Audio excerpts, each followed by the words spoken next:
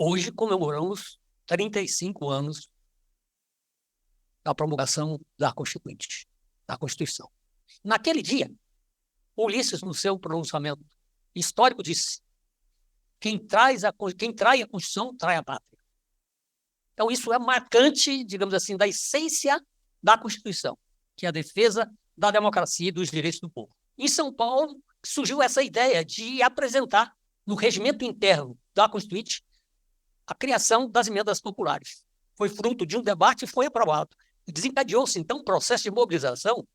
Tiveram emendas populares, como a da reforma agrária, que conseguiu mobilizar 12 milhões de assinaturas. Teve emenda sobre educação, saúde, a questão do meio ambiente indígena. Então, isso levou a uma grande participação da sociedade. E Miro se lembra, quer dizer, as galerias da Câmara, quer dizer, estavam cheias de gente. O plenário cheio de gente, as comissões cheias de gente, a Constituinte o tempo todo. Então, foi um processo de participação direta, o que garantiu, que assegurou um perfil democrático e progressista. Um limite, é claro, mas esse que a gente conhece na Constituição foi essa mobilização, nível de organização da sociedade. E naquele momento, é importante destacar isso, porque vai ter consequência no futuro, já predominava o neoliberalismo, já predominava a tendência de impor a lógica do mercado. Mas no curso da Constituinte não conseguiram. Tentaram, obtiveram algumas vitórias, mas não prevaleceu. O processo Constituinte, eu diria, tem inúmeras pessoas, mas tem 3 pessoas se destacaram.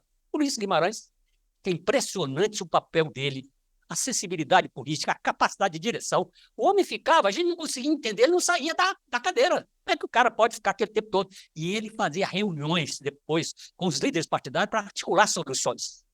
Miro está aqui. Então, porque chegava a determinado momento que não tinha saída. Então, a saída é o seguinte, é conversar, é negociar. Então, esse é o papel fundamental dele. O Bernardo Cabral é outra pessoa que teve uma acessibilidade tremenda, foi o relator. Ele é um homem que sabia ouvir, tanto assim que ele hoje é festejado, porque jogou um papel fundamental.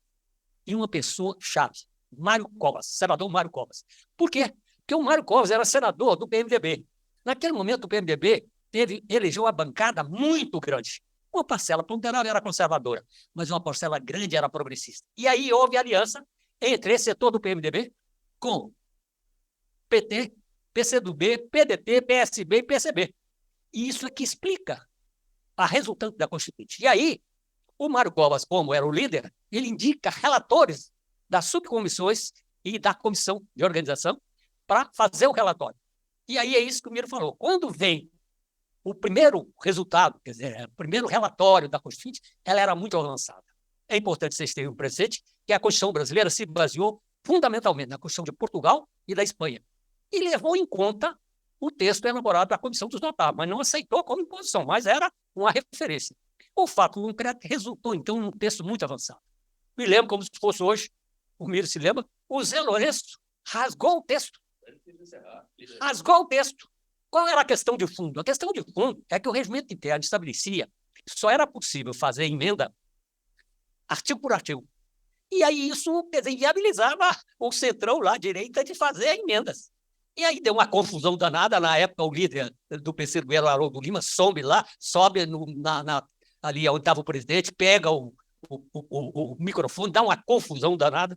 Aí o Ulisses chama o pessoal progressista, vamos conversar. Gente, é o seguinte, não dá para fazer a Constituição sem levar em conta o conjunto das forças que estão aqui.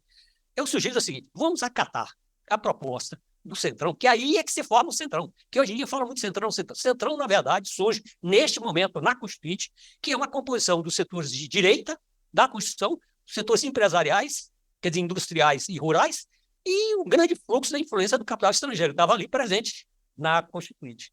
Então, o Centrão termina exigindo isso, e o Ulisses diz, olha, gente, vamos acatar isso. E aí o seguinte, aí eles ficam com a possibilidade de fazer emenda de títulos e capítulos. E vocês fazem o destaque de votação em separada. O destaque de votação em separada inverte quem é que tem que fazer a maioria qualificada. E aí vocês têm condições de ganhar. Não deu outra. Nas questões fundamentais, digamos que era do nosso interesse, questões de direitos sociais, direitos econômicos, a gente fazia o destaque e terminava ganhando. Então, eu acho que essa questão é um problema muito importante.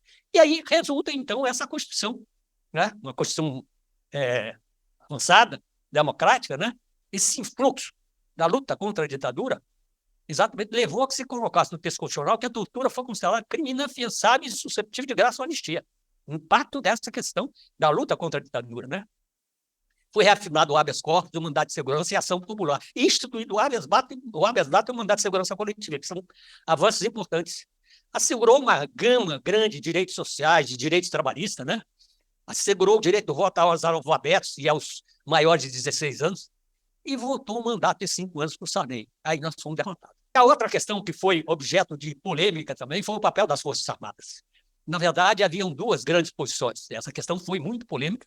Tinha uma pressão muito grande das Forças Armadas, os militares. Tinha uma assessoria lá presente o tempo todo, pressionando, tal. E nós defendíamos a posição de que caberia às Forças Armadas o papel da segurança externa. E os militares e o setor conservador queria que ficasse, desse continuidade ao que vinha nas constituições anteriores. Quer dizer, compete às Forças Armadas a garantia da ordem da lei. Em função de quem? Dos interesses dos militares, que é exatamente esse dispositivo constitucional que permitiu exatamente os golpes militares. Aí houve uma situação grande, num determinado momento, o Bernardo deu a tendência de acatar a posição nossa, e aí o ministro do Exército chamou o Bernardo, e aí criou uma situação de crise, ele chegou a ameaçar intervir na Constituinte. E aí houve exatamente um certo entendimento que resultou nesse texto constitucional, quer dizer, a intervenção para garantir a ordem e a lei por solicitação de um dos poderes da República. Isso aí não permite, hipótese nenhuma, a ideia de poder moderador, não tem nada a ver. Essa história de querer fazer desse dispositivo constitucional a ideia de que compete às Forças Armadas o papel de poder moderador não tem nada a ver com a Constituição. Teve avanços na reforma urbana também importantes, né? SUS, a criação do Sistema Único de Saúde, na educação, e vários capítulos, né? Cultura, esporte, ciência e tecnologia, meio ambiente, indígenas, enfim, quer dizer, uma multiplicidade de aspectos que foram incorporados na Constituição brasileira. Enfim, eu acho que a Constituição brasileira, o Dalmo Dall'Are, que é um dos grandes constitucionalistas brasileiros, ele sempre dizia, já falecido, ele dizia que a Constituição brasileira é uma das mais avançadas do mundo, que ela incorpora os direitos humanos na sua acepção mais geral, direitos econômicos, sociais, culturais, políticos, etc, etc. Bom, o que ocorre é que logo depois de aprovada a Constituição, e, portanto, depois daquele ênfase, daquele crescimento do movimento social, há uma consolidação do neoliberalismo. E aí começa a ação contra a Constituição, que inicia no governo Collor, dá continuidade no governo Fernando Henrique Cardoso. Por exemplo, o governo Fernando Henrique Cardoso tem uma emenda constitucional que altera o conceito de empresa brasileira. Naquele momento, houve um grande debate na Constituinte para definir a empresa brasileira no sentido exato de favorecer e privilegiar o capital nacional, porque essa é uma grande discussão, de favorecer o papel do Estado no desenvolvimento. Porque uma coisa é um país altamente desenvolvido, como os Estados Unidos. Outra coisa é um país em desenvolvimento. E mesmo os Estados Unidos, na fase inicial do processo de desenvolvimento, dá prioridade ao capital interno. A China deu, todos os países que querem, o Japão deu, todos os países que querem desenvolvimento, prioriza o seu desenvolvimento interno. Né? A submissão ao interesse à lógica internacional prejudica os interesses do país. Então, essa questão do conceito de empresa nacional foi uma questão chave, e ela terminou sendo, digamos assim, como inúmeros outros que eu não vou aqui.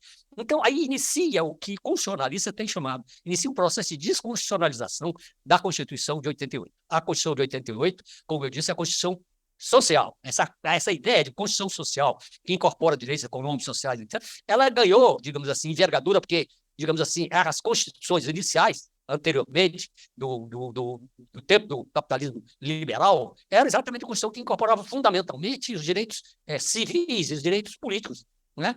Sobretudo, e vem lá desde a Constituição de Weimar, vem depois a Revolução Mexicana, Revolução Russa, mas, sobretudo, quer dizer, na Segunda Guerra Mundial, consolida a ideia de uma Constituição social. E aí surge exatamente os estados de bem-estar social. Tal. Então, o Brasil aqui, depois de tanto ano, termina se incorporando nessa história, mas essa predominância do neoliberalismo coloca exatamente esse contraponto, a lógica do mercado. Hoje nós estamos diante de uma situação em que a democracia venceu, mas os problemas continuam.